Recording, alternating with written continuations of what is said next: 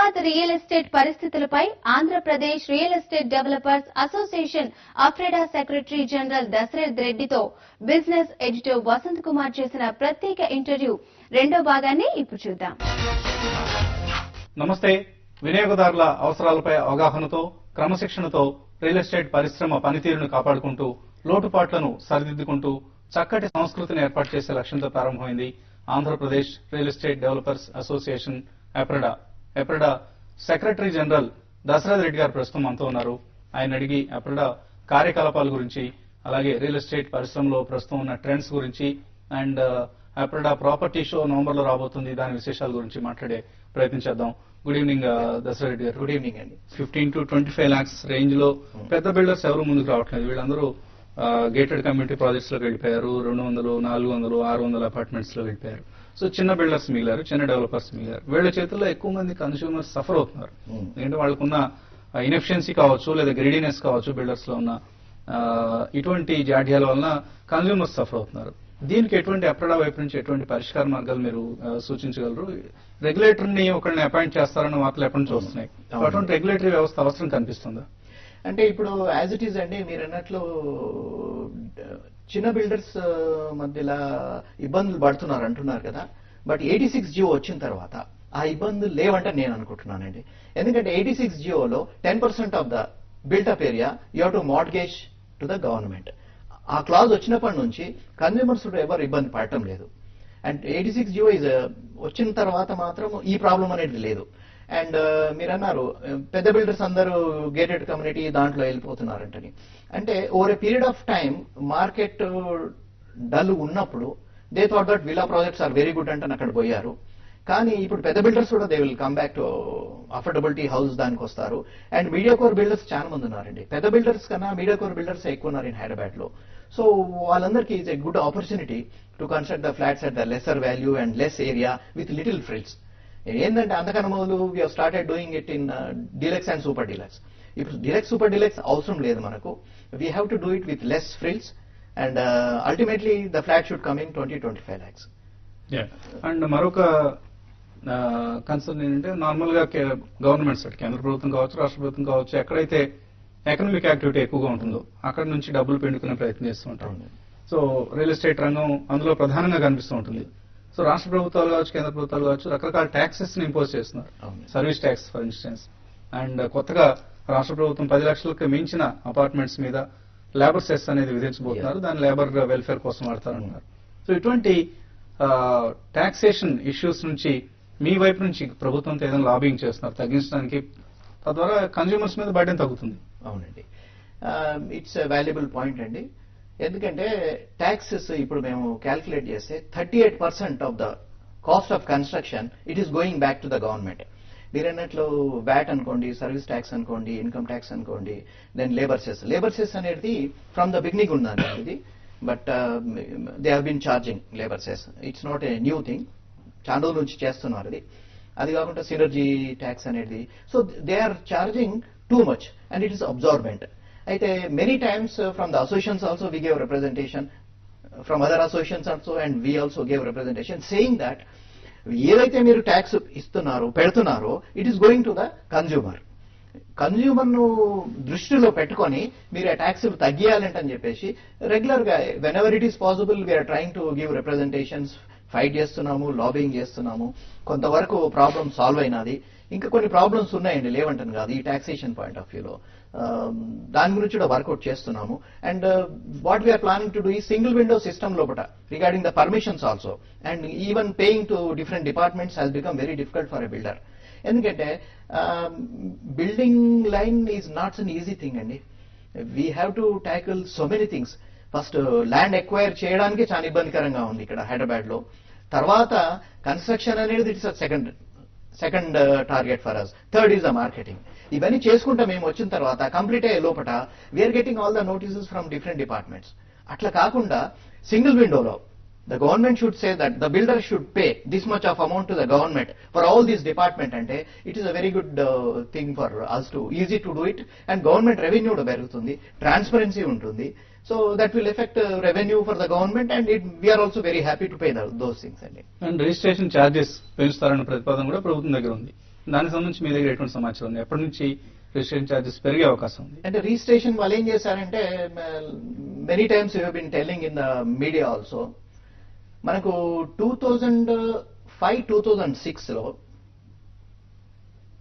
భూమి వచ్చిన తర్వాత ఎలా భూమి పెరుగుకుంటా పోయినాదో they have started increasing the rates అండి. భూమి టైంలో బాగా పెంచేశారు. Land charge, government land charges అవన్నీ బాగా పెంచారు. తర్వాత భూమి ఎప్పుడైతే పడిపోయినాదో, ఇప్పుడు ఆ పడిపోయిన రేట్లను మాత్రం వాళ్ళు తగ్గేయటం లేదు. They are going with the same speed, increasing speed. And registration department actually ఏంటంటే, they have to maintain the records. అంటే వాళ్ళు డబ్బులు ఛార్జ్ తీసుకున్న అమౌంట్ ను they have to maintain only the records. But మన ఆంధ్రప్రదేశ్ లో ఎలా అయిపోయిందంటే, it has become a revenue generating department లెక్క అయిపోయినది. First almost all first second will be commercial tax and liquor, the third is this thing. దాన్ని even the principal secretaries అనుకోండి, లేకుంటే ministers అనుకోండి, revenue ఎంత రాబట్టాలంటే ఆలోచిస్తున్నారు కానీ కన్జ్యూమర్స్ గురించి ఎవరు ఆలోచించడం లేదండి. They should think twice before increasing these registration charges every time. And అది కాకుండా according to the JNNRU scheme ద్వారా they are asking the builders to construct economical weaker sections కు LIG కి కంపల్సరీ కట్టాలంటని చెప్తున్నారు.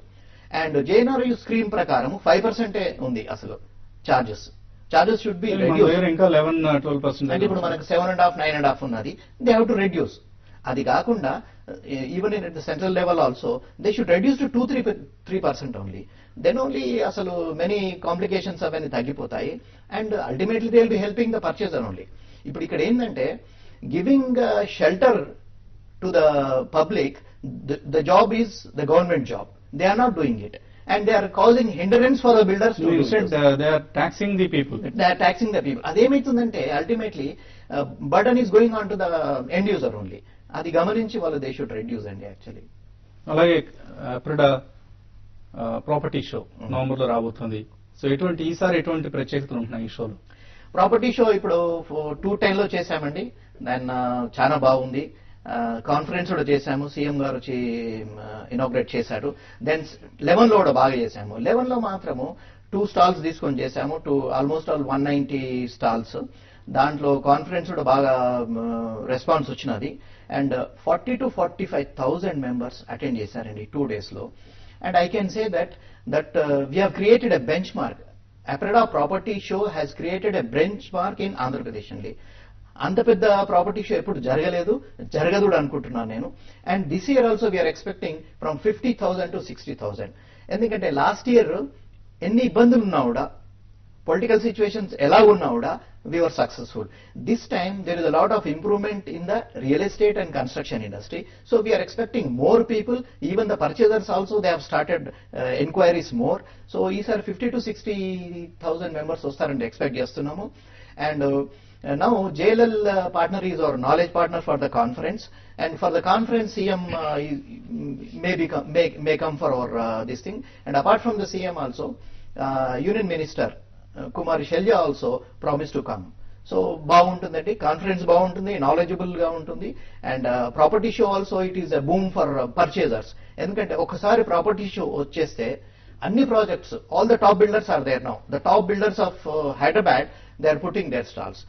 ఒక సింగిల్ పాయింట్ లో they can decide where they want to go for high end or medium or Vilas are triplex villas, whatever it is, depending upon the pocket, they can decide and purchase the property. నార్మల్గా ఎటువంటి property shows కి వచ్చే visitors నుంచి ఎటువంటి business generate అవుతుంది? అంటే 50,000-60,000 people attend అయితే అందులో ఎంత పర్సెంటేజ్ రియల్ గా బిజినెస్ లోకి టర్న్ అయ్యే అవకాశం ఉంది? లాస్ట్ ఇయర్ మాత్రము మా దగ్గర అబౌట్ 2,000 మెంబర్స్ వరకు కొన్నారంటని చెప్పి ఇన్ఫర్మేషన్ ఉన్నది డేటా ప్రకారము. ఎందుకంటే even LIC is our partner and media partner is Eenadu and Hindu. అయితే LIC ఇన్స్టిట్యూషన్ వచ్చిన తర్వాత ఈసారి we are having HDFC, ICICI, SBI, SBH, so many bank financial institutions are also coming forward to put their stalls. Apart from that one, we are having stalls from HMDA, then GHMC, then Metro Rail. So it's very informative and it is easy thing for a purchaser also. అక్కడ వచ్చిన తర్వాత అక్కడ they can decide the promoter, they can decide the flat and they can take the loan also there, and it's an advantage for the purchaser. Okay, so next 2 to 3 years లేదా 5 to 10 years దృష్టితో Hyderabad real estate market లో లేదా Andhra Pradesh real estate market లో invest చేసే వాళ్ళకి ఎటువంటి returns వస్తాయని మీరు ఎక్స్పెక్ట్ చేస్తున్నారు? ఫర్ అనదర్ 3 to 4 years అండి, 2 to 3 అనకుండా ఐ ఎక్స్టెండ్ 3 to 4 years మాత్రం చాలా బ్రహ్మాండంగా ఉంటుంది హైదరాబాద్ లో real estate. Whoever is going to invest improvement చాలా ఎక్కువ ఉంటుందంటే మేము ఎక్స్పెక్ట్ చేస్తున్నాము. ఎందుకంటే practically speaking even today the rates in Hyderabad are bottom rock rate when compared to other cities. But the infrastructure facilities what we are having in Hyderabad, no other city is having in South India. And so that way there is a lot of, I don't say it is a boom, but investors matram they will be very happy if they invest in Hyderabad market. And thank you Dasharath Reddy గారు మా స్టూడియోకి వచ్చినందుకు, మీ అభిప్రాయాలు తెలియజేసినందుకు. ఇది APREDA secretary general Dasharath Reddy real estate trends గురించి ఇస్తున్న సమాచారం, విశ్లేషణ. ఇవి ఈ వారం ప్రజా ఇంజనీర్ సిండికేట్స్ వారి సొంతెల్లు కార్యక్రమం విశేషాలు.